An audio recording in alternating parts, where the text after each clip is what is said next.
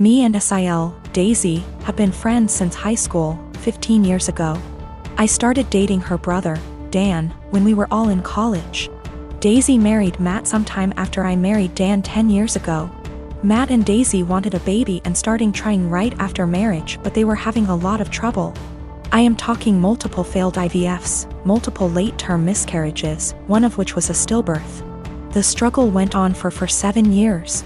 I have helped her immensely through everything, financially and emotionally. Matt is unsympathetic sometimes. He behaves as if it's a batch of bad cookies and immediately guilts her into trying again. So, it always was up me and Dan to take care of her.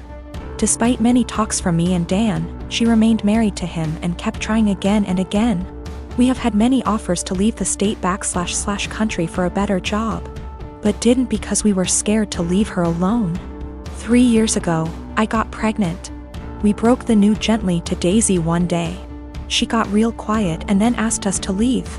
Later, she sent me an email saying she doesn't want to see me or Dan anymore and that this is all too much. We tried to console her but didn't work, so gave her space. 2 weeks before I was supposed to give birth, Dan passed away in an accident. I don't have any family except for Dan and Daisy. Daisy refused to attend the funeral because she will have to see me the day before the funeral, and I called her and begged her to come. I didn't think that I would be able to go through that without her. She hung up on me and didn't attend the service. Soon after that, I gave birth and I decided to move to another state.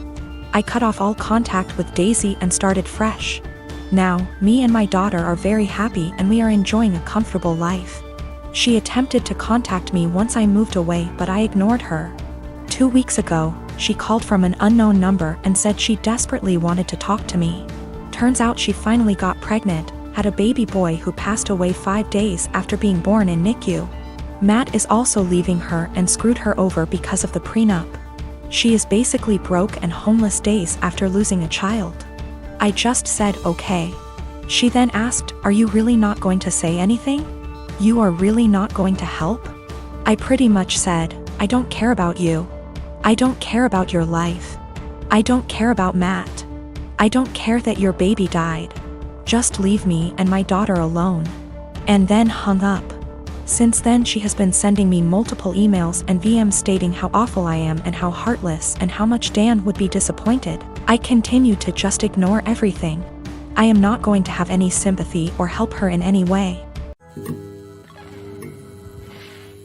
So me and my girlfriend have been together for about a year now. It's been a big adjustment, but I think we've done well so far. I had 2 kids before her and she isn't used to kids, but I think she's doing well and I think my kids really like her. I'm a widower. My wife passed away a few years ago from cancer. It definitely hit me like a truck and took me a while to recover from.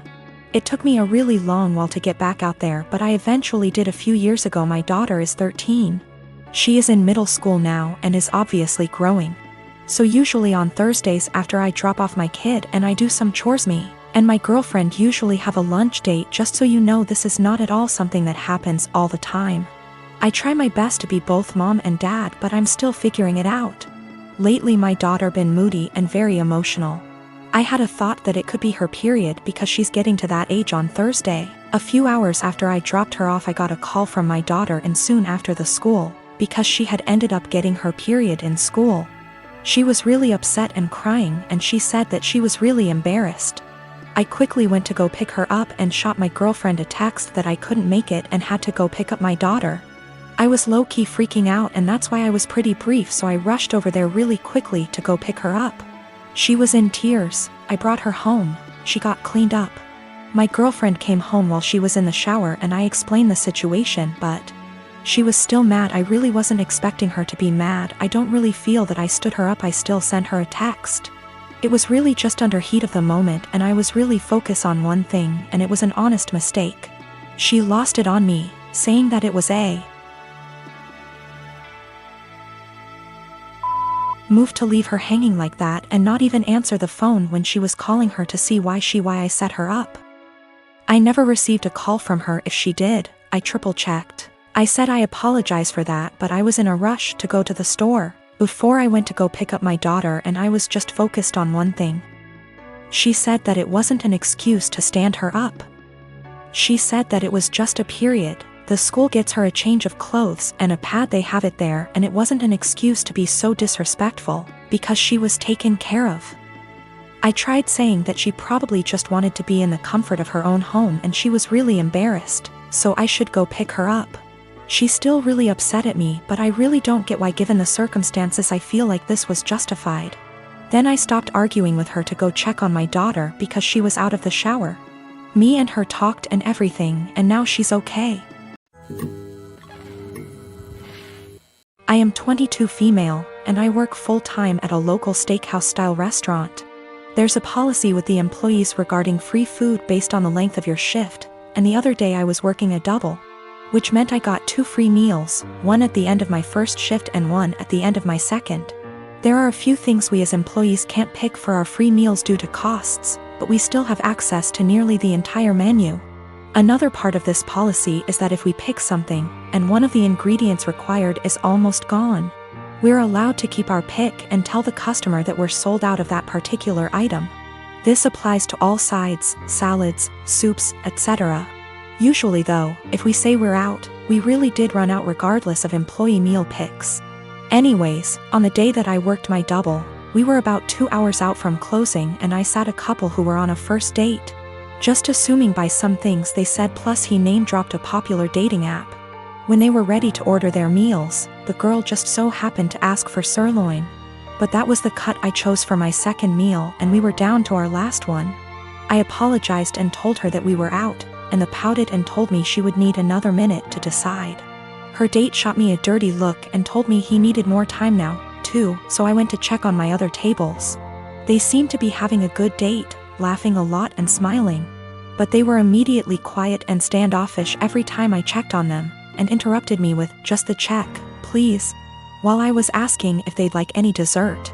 I brushed it off, as it's not the first time I've had a rude customer, and brought them their bill. He wrote a big 0 on the tip line and a little note that read, "Thanks for ruining my date, hope your night sucks too." I told my coworkers during closing, who all agreed the guy was being an ass. But when I called up my dad the next day and the topic of work and those particular customers came up, he told me I should have been less selfish and just let the woman have the sirloin and that I should have picked something else. He told me they didn't handle it very well, but that young lady had probably been looking forward to that steak. You knew you could have given it to her and you didn't. I'm honestly a little disappointed in you. That really hurt my feelings and I've been wondering if I was actually in the wrong.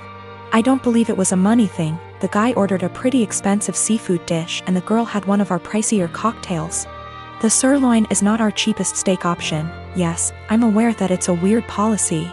But it's our policy and my bosses encourage employee satisfaction so that we can ensure customer satisfaction. I do not eat steak for free every day I work there. I have it once every 1 to 2 weeks. I am a 45-year-old woman. My husband and I have a 15-aunt daughter Kate and a 9-year-old son Sam. My husband has a brother and a 40-year-old sister, Eva. Eva and her husband James have a daughter, Allegra. She is also 15 years old. Kate and Allegra have always been compared in the family. From the time they were born, it seemed to be a competition of who would walk first, talk first, do more, achieve more. And Allegra was always first. I won't go too much into detail about Allegra because that's not really the point, but I will say she's a beautiful, intelligent, truly one-of-a-kind girl and her parents have done a great job raising her. My in-laws fell in love with her and think she hung the moon. This bothered me and made me sad for Kate, but I let it go for the most part. There's no doubt in my mind that they love all the kids equally, but out of the 2 girls you can tell who they admire more. Every summer, the whole family visits a holiday home that Eva shares with my in-laws. Over the summer, Kate met a boy, Luke, who was also holidaying in the area. They started dating. This was Kate's first experience with boys. Allegra had friends who were nearby, so for our first few weeks we didn't see her much. About 3/4 of the way through the holiday, Kate invited the boy she'd been seeing to dinner. Allegra was told to come and afterwards she would be going to a party. At the dinner, it was clear that Luke was very attracted to Allegra. After dinner, Luke decided he would go to the party Allegra was going to as he had also been invited. They both asked Kate to go, but she wasn't allowed and was very upset. My husband and I felt it was not a safe or appropriate environment at her age. Eva informed us, because she knows we do not allow Kate into these environments, that it was an adult party, where there would be drinking and possibly other things going on. Allegra has grown up in a place where these kind of things are much more normal. And Eva and her husband made the choice to let Allegra live those experiences. From what I know and have seen, she handles it exceptionally and it has not caused any issues. However, it is not the way we have chosen to parent Kate, and so we didn't allow her to go. The next morning, Allegra came downstairs and asked to talk to me and Eva. She said at the party Luke was flirting with her and showed her some messages he'd sent her. We decided we would all talk to Kate. Kate spent the next 2 days miserable. When she finally came out of her room, Kate was caustic and everyone was getting a bit fed up with her attitude. Eventually, my father-in-law jokingly said, "Your mistake was introducing him to Allegra. How did you think that was going to go for you?" My mother-in-law told him off but added that Luke handled it terribly, but the outcome was sort of inevitable. Kate left the table in tears. We managed to get through the rest of the holiday, but when my husband brought up plans for Christmas, Kate refused to go.